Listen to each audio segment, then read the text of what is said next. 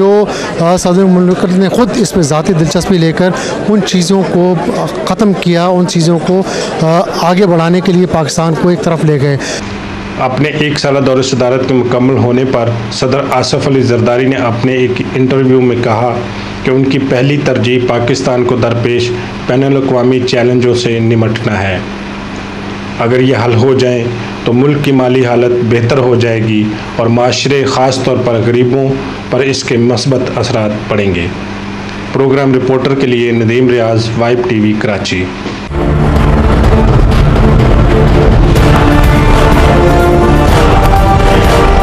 जी नाज़रीन, आपने रिपोर्ट देखी नदीम रियाज की और उसमें जिस तरह उसने पूरा प्रेसिडेंट पाकिस्तान आसिफ अली जरदारी के हवाले से पूरी हमें अपडेट दी। मिर्ज़ा साहब, रिपोर्ट भी आपने देखी और इसके साथ साथ आप दौरों की भी बात कर रहे थे कि प्रेसिडेंट पाकिस्तान ने जो दौरे की। जी, वो मैं बात ज़रा सा क्लैरिफाई करना चाहूँगा, मेरे दोस्तों ने उस पर दोनों ने बात की है।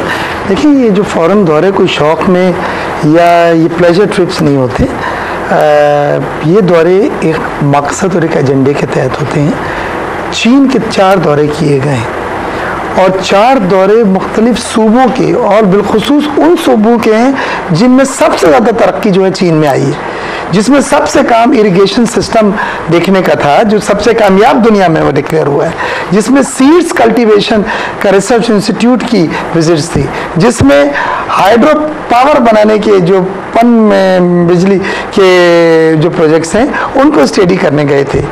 तो मैं ये कहता हूँ कि ये बड़े स्पेसिफिक पर्पस ओरिएंटेड विजिट्स थे। यूरोपियन यूनियन में गए तो यूके में उन्होंने बात करी है और गॉर्डन ब्राउन ने लेटर लिखा है ईयू के प्रेसिडेंट को कि ये मार्केट एक्सेस पाकिस्तान को दिया जाए। फ्रांस किया गए तो फ्रांस के जो सदर हैं उन्होंने पर्सनल इंश्योरेंस यूरोपियन यूनियन से कहा है कि जी पाकिस्तान को इस वक्त हमें हेल्प करनी। और फिर चांसलर जो पंजाब जो अपना जर्मनी की उनसे मिले और वहाँ पे गए, वो सपोर्ट करा। इसके बाद जाके यूरोपियन, क्योंकि कोई चीज़ आप बड़ी मांग रहे होते उसके लिए लॉबिंग करनी पड़ती है। तो आपने अपनी फॉरेन पॉलिसी, दौरों से हमारी फॉरेन पॉलिसी मुस्तहकम हुई है। पैनी वाइज पॉइंट फिर छोटी चीज़ें हमें नहीं देखें कि जी होटल के 2 दिन का बिल ज़्यादा हो या 3 दिन के कम हो गए। हमने ये देखना है कि एंड ऑफ द डे हमने क्या हासिल किया है। तो हासिल आपको यही है कि जब बम्बई अटैक के बाद इंडिया ने भरपूर एक मुहिम के तहत पाकिस्तान को दीवार की तरफ लगा के पूरी दुनिया में तनाह करने की कोशिश की थी, उस वक्त हमने, हमारी फॉरेन पॉलिसी ने पाकिस्तान को वो मुकाम दिया कि इंडिया खुद एडमिट करता है, वहाँ की जो मीडिया वो एडमिट करती है कि पाकिस्तान की फॉरेन पॉलिसी में सब उनके साथ थे, सब ने उनको सपोर्ट किया और इंडिया वो मकसद हासिल नहीं कर सका। इंडिया, डॉक्टर साहब, अभी भी आप पे तनकीद कर रहा है। डॉक्टर साहब, आपकी तरफ आऊँगा। आरिफ अलवी साहब, जिस तरह डॉक्टर साहब फरमा रहे थे कि हमने हासिल क्या किया, प्रेसिडेंट के दौरे जो हुए बैरून मुल्क और चीन के जो 3 दौरे हुए हैं उन स्टेट के किए गए जिससे सबसे ज़्यादा तरक्की याफ्ता सूबों के किए। मैं एक बड़ा अनोखा सा सवाल करूंगा और मैं समझता हूँ कि अच्छा है कि चीन के दौरे किए, 4 दौरे किए और 4 दौरे किए और चौथे दौरे में और उनके प्रोटोकॉल में कमी आती गई, ये एविडेंट है। मतलब इसमें कोई 2 राय नहीं है कि जो पहला दौरा था प्रोटोकॉल कम हो गया, प्रोटोकॉल में कमी आती गई। चीन के 4 सूबों के दौरे किए और पाकिस्तान के 2 सूबों का दौरा नहीं किया, जो 4 ही सूबे हमारे है ना। प्रेसिडेंट साहब बलूचिस्तान नहीं गए, इतना बड़ा क्राइसिस है। अच्छा, प्रेसिडेंट साहब फ्रंटियर नहीं गए, इतना बड़ा क्राइसिस है। यानी लोग तो बैरूनी ममालिक के दौरे छोड़कर भागकर वापस आते हैं अपने मुल्क के अंदर क्राइसिस हो।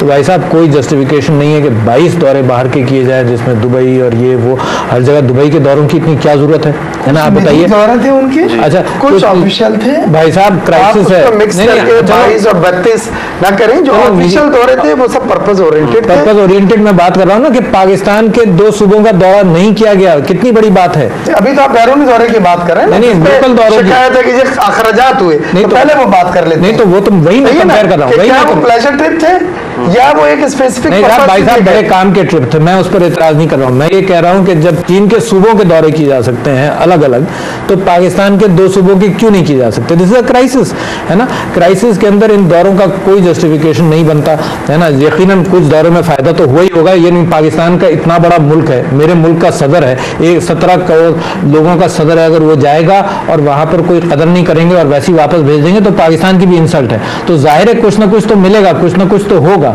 मगर मैं उसको उस कंपैरिजन के अंदर देखना चाहता हूं और बताना चाहता हूं कि पाकिस्तान के दौरों की जरूरत नहीं है, बाहर के दौरों की जरूरत है। इसके साथ में फिर इस बात को आगे लेना चाहता हूं। देखिए, जब हुकूमत होती है तो 4 साल या 5 साल इस बात पर गुजारती है कि जी पिछला हमारा बैकलॉग ये है, पिछले पुरानों से हमें ये मिला है, पुरानों से हमें ये मिला है। जब ये जाते हैं तो दूसरा बताता है कि जी उनकी वजह से ये हुआ है। तो मैं ये कह रहा हूं कि इस वक्त जो आसार हैं, अगर ये पार्टी हुकूमत में है, जमहूरियत की हम कदर करते हैं। देखिए, मैं सिर्फ क्रिटिसिज्म नहीं करना चाहता हूं, मगर ये क्रिटिसिज्म जो है पॉजिटिव इस माना करके है कि आपको इन चीजों पर नजर रखनी चाहिए ना। लोग और आवाम देख रहे हैं। चलिए, आपने 1 अरब डॉलर कमा लिया बाहर के दौरों के अंदर, मगर जो गरीब की महंगाई की वजह से उसका हाल है, उसकी उस सोच में भी तो बैठो, उसके लिए भी तो कुछ करो। बलूचिस्तान का जो हाल है, वहां जरदारी साहब के जाने से, माफी मांगने से फर्क पड़ा है ना, मगर मैं कहता हूं जाकर मसाइल को हल करने से ज्यादा पड़ेगा। स्वात के अंदर इतना बड़ा ऑपरेशन हुआ है, आपके यहाँ 35 लाख लोग बेघर हुए।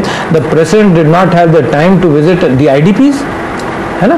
तो मैं समझता हूं कि दौरों का जस्टिफिकेशन होगा बाहर के, मैं उसको चैलेंज नहीं करता। ये मईशत के माहिर हैं, इन्होंने तो बता दिया और हुकूमत साबित कर रही है कि पैसा बहुत है, करोड़ों के एडवर्टाइजमेंट्स आ रहे हैं और दौरे हो रहे हैं और सब कुछ हो रहा है। मैं तो ये कह रहा हूं कि अवाम की नज़र से जब देखते हैं तो नज़र आता है कि जनाब पाकिस्तान एक फ़कीर मुल्क है, पाकिस्तान मुसलसल कशकोल लिए बाहर फिर रहा है और उसमें कामयाबी महसूस करता है कि जी मुझे इतनी खैरात फलानी जगह से मिली, बहुत बड़ी कामयाबी है। ये शर्मिंदगी की बात है। अपनी कौम पर भरोसा करें, लोगों के हाथ में कोई स्टेक दें।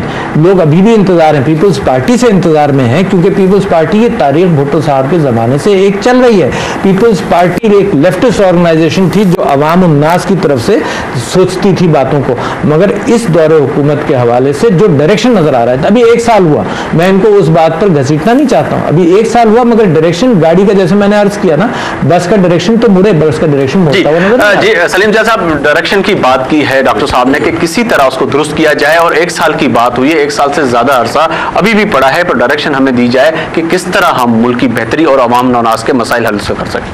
देखिए, वो तो हम बात दोहराएंगे, हम जो अभी डॉक्टर अलवी साहब ने की, मैंने भी वो बात रखी है कि इसकी इब्तिदा सिर्फ तभी हो सकती है जब लोग एक वाज़ेह फ़र्क महसूस करें जनरल मुशर्रफ की हुकूमत में और मौजूदा हुकूमत में। इस वक्त सबसे पहले हम महसूस करते हैं जो कॉन्स्टिट्यूशनल पैकेज जिसकी मैंने बात की है, जो हम जब तक हम इसी निज़ाम पर चलते रहेंगे, उसमें कोई शक नहीं है कि कमेटी बना दी गई है, हमारे भी उसमें मेंबरान हैं, लेकिन मैं समझता हूँ इससे कहीं बेहतर होता, इससे कहीं ज़्यादा एक अच्छा असर जाता, इससे ज़्यादा एक अच्छा इंप्रेशन जाता कि वो चीज़ें जो टोटली जिन पर कंसेंसस है, मिसाल के 17th अमेंडमेंट है, 58(2)B है, इन पर अगर हम पहले से तय कर लेते तो इसमें खैर सगाली का ज़्यादा एक असर नज़र सामने आता। और मैं समझता हूँ कि इसमें यह मौका है दोबारा पीपल्स पार्टी के लिए कि जैसे जनरल मुशर्रफ की ट्रायल की बात है आर्टिकल 6 के तहत, उसमें यह कह देना कि जनाब कंसेंसस से लाया जाए। कंसेंसस से कभी कभी कोई बात हुई है, एक कानून मौजूद है, उसके लिए बहुत वाज़ेह इशारे मौजूद हैं, उसका बाकायदा एक लाएमल तैयार है, उसके लिए कह देना कि जनाब पार्लियामेंट में हम लाएंगे जब कंसेंसस होगा। कंसेंसस कैसे हो सकता है? जो पार्टी उनके साथ, मिसाल के तौर पर मुत्तहिदा कौमी मूवमेंट, उनके साथ मुस्तकिल चिपकी रही है और आज भी चिपकी हुई है जनरल मुशर्रफ के साथ, वो कैसे लाने देगी? उसने बरमला कह भी दिया है। इसी तरह PMLQ, वो जनरल मुशर्रफ की पैदावार थी, वो कहाँ से उसकी मुखाली वो उसके आने देगी? वो भी कहती है कि जनाब हम नहीं आने देंगे। तो हम ये समझते हैं कि पीपल्स पार्टी की जब क़यादत ये बात करती है कि कंसेंसस, तो इसका मतलब यह है कि वो नहीं करना चाहती, जबकि पाकिस्तान के अवाम ये चाहते हैं कि ये मार्शल लॉ का सिलसिला रुकने के लिए, इसको हमेशा ख़त्म करने के लिए, एक मिसाल कायम करने के लिए, इसके लिए सबसे बेहतरीन तरीका है कि जनरल मुशर्रफ के ख़िलाफ़ आर्टिकल 6 के तहत मुकदमा दर्ज किया जाए, उसके ख़िलाफ़ उसको सज़ा दी जाए, ताकि यहाँ भी एक जनरल क्रॉमवेल की तरह मिसाल कायम की जाए, ताकि यहाँ आइंदा कोई मार्शल लॉ ना लगा सके। बाकी ये कागजी कार्रवाइयाँ अगर आप करते रहेंगे, इससे किसी तरह मार्शल लॉ नहीं रुकेगा। अगर आप इसी तरह उनको माफ़ी देना चाहते हैं, NRO की तरह, तो अगर आपने NRO की तरह इनको भी माफ़ी देनी है जनरल मुशर्रफ को, तो फिर बेहतर यह है कि जनाब जितने पाकिस्तान में जेल है ना, उनके आप दरवाजे खोल दें, तमाम कैदियों को आज़ाद कर दें, क्योंकि वो तो उनके मुकाबले में बहुत कम जुर्मदार हैं जिनको आपने जेलों में रखा हुआ है।